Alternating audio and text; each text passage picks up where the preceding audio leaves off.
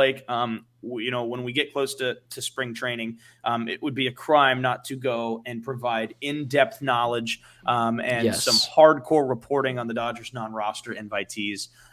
So we have the list in front of us, or at least I have it in we front of do. mine. Who kind of stands out for you on the non-roster invitees? Maybe give me one that's an obvious one and one that's not so obvious.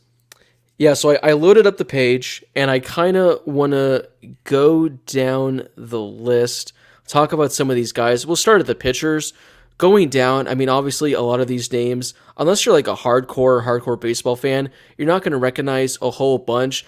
Obviously, the few that stand out are Bobby Miller, Gavin Stone. These are the Dodgers' top two pitching prospects. They're not going to make the opening day roster, barring injuries to the starting rotation, but I'm very interested to see how they look facing, some major league talent because they're going to make an impact at some point in 2023. It's just a matter of when. So those are two guys I'm really looking forward to seeing.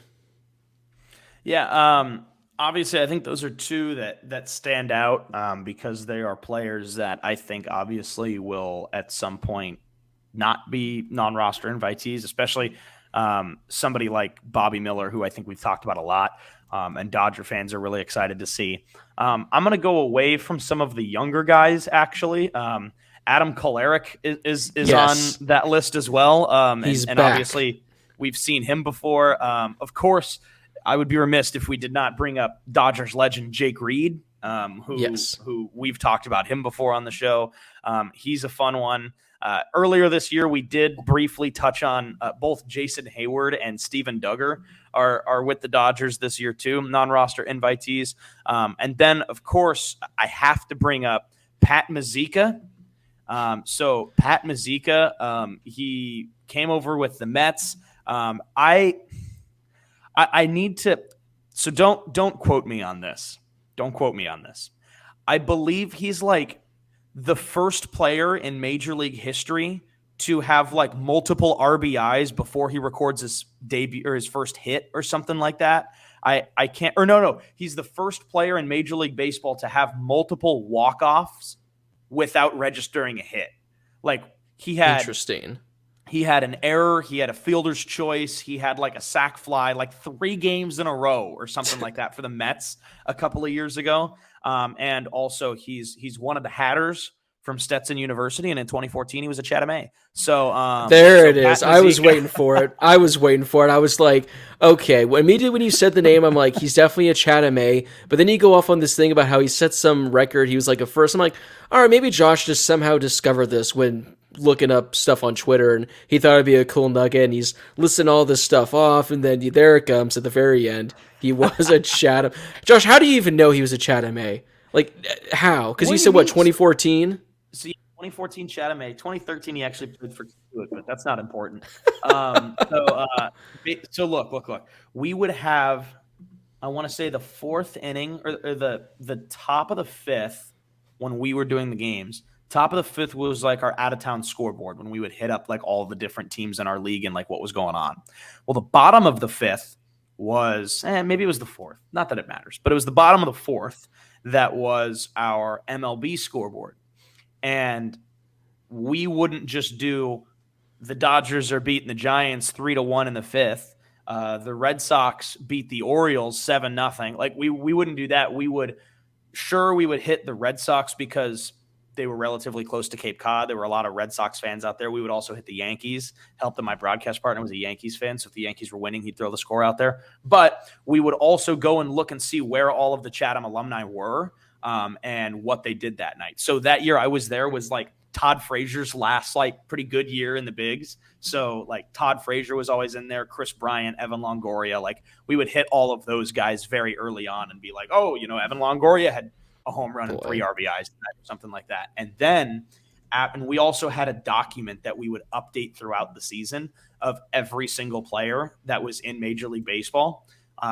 And then we would kind of like if somebody got promoted or somebody got called up, we would like add them to the list. So we just continued to update that. And then during COVID, they didn't have any broadcasters that year really because there was no season that was played. So one thing that I did was I constantly updated that MLB alumni list for them because obviously COVID Gosh. that season was so weird.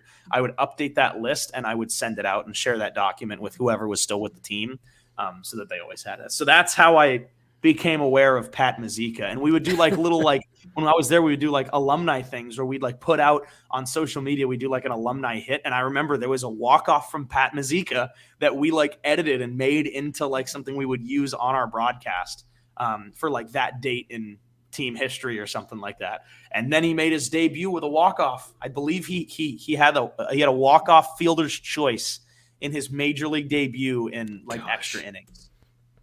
So Pat Mazika. I did Pat not think Mazika. when looking at non-roster invitees, I thought we were going to be talking, in depth on some of these guys, but instead we're talking about catcher Pat Mazika. Hey, when he's at the plate, I'll be taking notice. I'll be paying attention. Dodgers need to have a third catcher in AAA that they can count on. Maybe it's going to be Pat Mazika, Josh. Maybe he'll be the guy. I'm telling you, Stetson University in DeLand, Florida, has like a pretty solid list of Major League Baseball alums. That includes Corey Kluber and Jacob DeGrom. Like, Yeah, there's some that's good, there are some good former Stetson hatters. So oh just boy, throwing that out there. We yeah. used to have we had a couple of those when Oh we were up boy. there. Not Well, Pat I'll Mazika, obviously, let but me get us back on track to maybe some players who maybe again, if you want to keep an eye on Pat Mazika, by all means go ahead. There are a couple other ones I briefly want to mention. When looking at the pitchers, one is Nick Nastrini, who was the Dodgers I think fourth round pick in 2021.